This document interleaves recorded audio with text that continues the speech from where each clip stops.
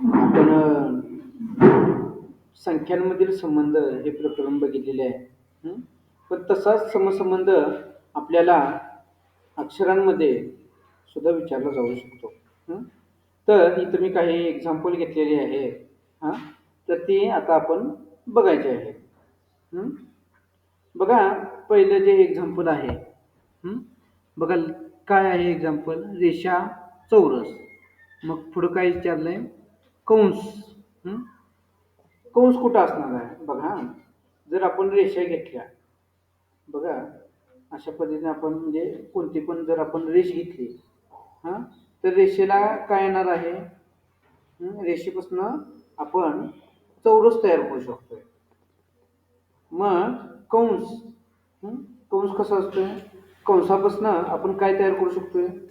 हं? आता बघा, कंस कसा असतोय? असा कंस असतोय ना? सॉरी, हा, असा कंस असतोय. मग असा कंस घेतला, हं, की तुम्हाला अर्धवर्तुळ दिसेल. हां, पण या ठिकाणी दोन पर्याय आहेत, एक वर्तुळ आणि दुसरा अर्धवर्तुळ. बघा, दिसतोय का? वर्तुळ आणि अर्धवर्तुळ. हां, मग आता ह्या दोन मधील आपल्याला पर्याय बघावं लागणार आहे. काय येऊ शकतंय? बघा, इथे एक रेष घेतल्या का? नाही, अनेक रेषा घेतलेल्या आहेत. मग अनेक रेषा मिळून चौरस तयार होऊ शकतोय. तसं अनेक कंस एकत्रित करून आपण मोठं वर्तुळ तयार करू शकतोय. लक्षात आलं? अशा पद्धतीने संबंध लावायचा. आता कंकाल. कंकाल कुठं आहे? कंकाल आहे शरीरामध्ये. बघा, इथे दिसतंय का? हं? हा कंकाल आहे.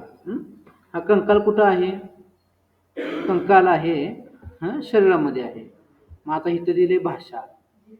म्हणजे कंकालचा संबंध शरीराशी आहे. भाषेचा संबंध कशाशी आहे? बोलणे, निबंध, पुस्तके, व्याकरण. आता निबंध, पुस्तके, व्याकरण हे थोडं वेगळं पडतंय. म्हणजे हे एकाच ह्याच्यात पडतंय जिथं अक्षरांचा संबंध येऊ शकतोय. पण बोलणे, आपण मराठी बोलतोय. बोलतोय म्हणजे आपली ती काय आहे? मराठी आपली भाषा आहे. ओके, त्यामुळे इथं काय येणार? बोलणे हे येणार. लक्षात आलं? त्यानंतर गुन्हा, न्यायालय.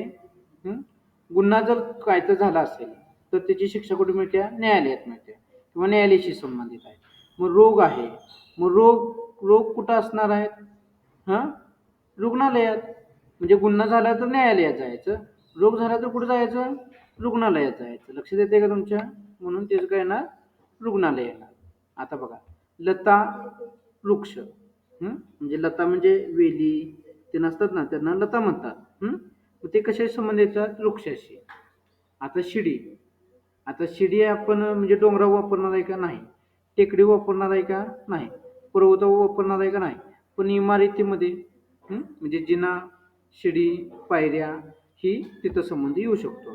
त्यामुळे त्याचं पण उत्तर काय येणार आहे? इमारत येणार आहे. लक्षात आलं बाळांनो?